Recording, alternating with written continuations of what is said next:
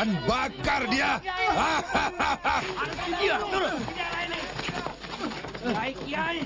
Dukun santet harus mati dibakar. Jahanam kau biadab, Bisman! Kau ikut aku. Hah? Kau harus jadi istriku sekarang. Apa gua nggak salah lihat, Man? Itu perempuan apa? Bukan. Itu bukan perempuan. Itu wanita.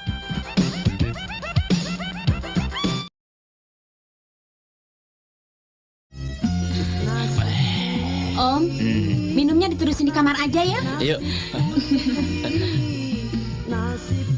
Kisah diperlihatkan di sebuah tempat klub malam di mana tempat tersebut milik seorang pria yang bernama Bisman. Kemudian anak buah Bisma mengabari kalau istri Bisman sedang sakit parah. Ia bernama Parni. Parni yang tak kunjung sembuh dari sakitnya membuat Bisman merasa bosan. Di sini diperlihatkan yang betapa tega Bisman mengambil cairan obat nyamuk untuk diminumkan kepada istrinya. Sampai kapan kau akan menyusahkan aku, Parni? Tolong panggilkan aku, Pak Mantri. Nih, mantri itu sudah tidur.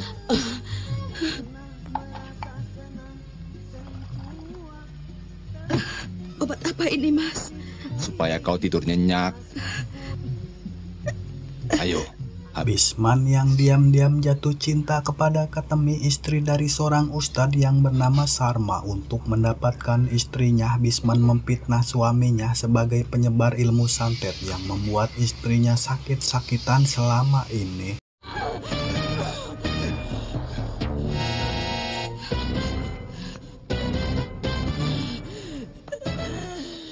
Sesuai rencana, Bisman telah menghasut anak buahnya dan para penduduk desa untuk segera mendatangi Sarma. Seperti yang kita ketahui bahwa Sarma adalah guru ngaji yang taat agama. Akan tetapi dengan liciknya Bisman ia berhasil menghasut para warga. Kau telah membunuh istriku. Aku bukan dukun santet. Aku guru agama. Tutup mulutmu. Kau tidak usah membela diri. Dan bakar dia.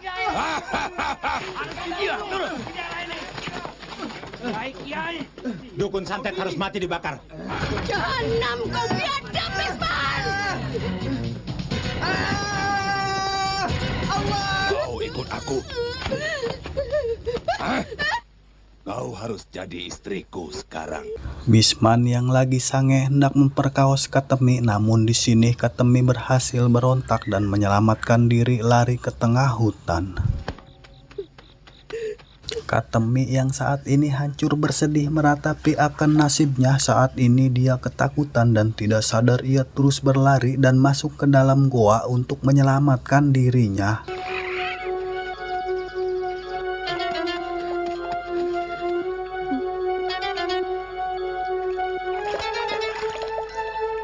Yang tiba-tiba muncul sesosok buaya berkepala manusia penunggu goa tersebut, dan ia memperkenalkan diri bernama Nyi Angker. Sebagai makhluk yang sakti, Nyi Angker telah mengetahui musibah yang ia alami, di mana siluman buaya itu menawarkan untuk menjadi guru santet Katemi. Namun Katemi yang masih berpegang teguh terhadap agama, ia menolak ilmu tersebut.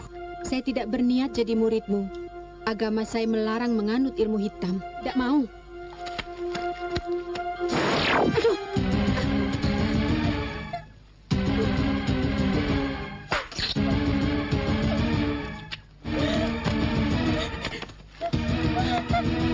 Dan tiba-tiba Nyi Angker menyantet kaki Katemi, di mana diperlihatkan kakinya membusuk dan penuh ular. Karena hal tersebut, pada akhirnya Katemi bersedia menjadi murid Nyi Angker agar bisa membalas dendam kepada Bisman dan anak buahnya. Nyi Angker akan mewariskan semua ilmu santetnya kepada Katemi, akan tetapi ada 3 persyaratan yang harus dilaksanakannya. Yang pertama, Katemi harus memakan ari-ari mentah bayi yang baru melahirkan. siluman, yang kedua harus berendam di Sungai Muara yang banyak buayanya selama 1 hari 1 malam, dan ketiga Ketemi harus bertelanjang bulat keliling kampung pada tengah malam. Singkat cerita, terlihat ada seorang wanita akan melahirkan di desa tengah dibantu oleh dukun beranak. Di waktu yang sama, Ketemi yang berada di balik jendela terus mengawasi mereka. Tanpa sepengetahuan dukun itu, Ketemi telah berhasil mencuri ari-ari bayi yang baru melahirkan. Besok ari-arinya ditanam di depan rumah, lantas dikurungi. Iya. Kalau malam dikasih lampu, ya.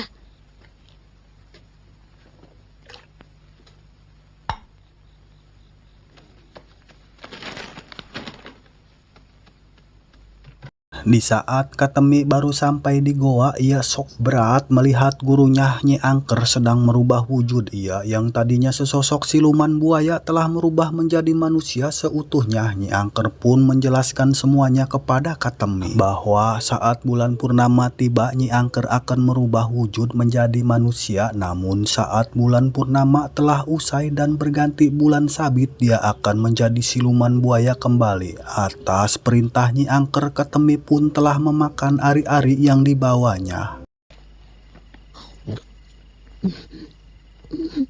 Syarat yang kedua perintah dari Nyi Angker sebelumnya, Ketemi pun akan berendam di Sungai Muara yang begitu banyak buayanya. Namun saat ia sedang berendam, para anak buah Bisman tak sengaja melihat Ketemi sedang berendam di Sungai Muara itu. Lalu mereka pun melakukan penangkapan terhadap Ketemi untuk dibawa menghadap bos mereka. Namun tak disengaja, tiba-tiba kedua orang itu telah hilang.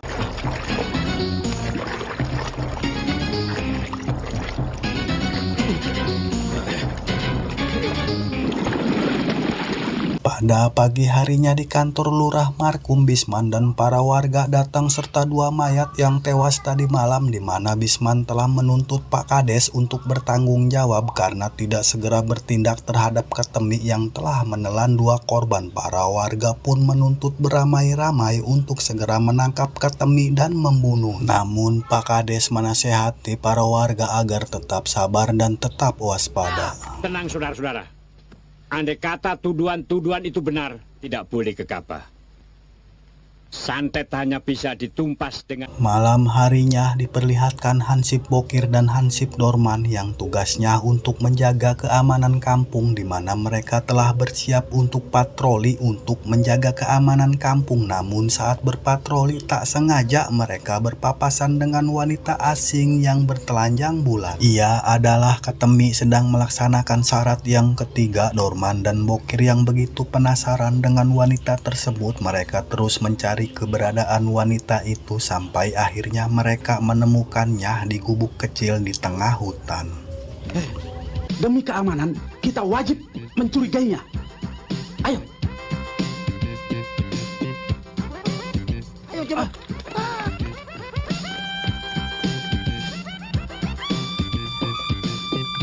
Lor, ini kesempatan gua. Hati-hati.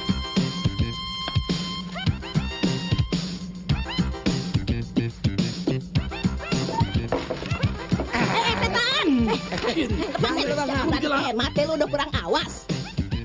Oke guys, sampai di sini dulu. Tunggu video kelanjutannya di part 2 berikutnya. Salam pengangguran.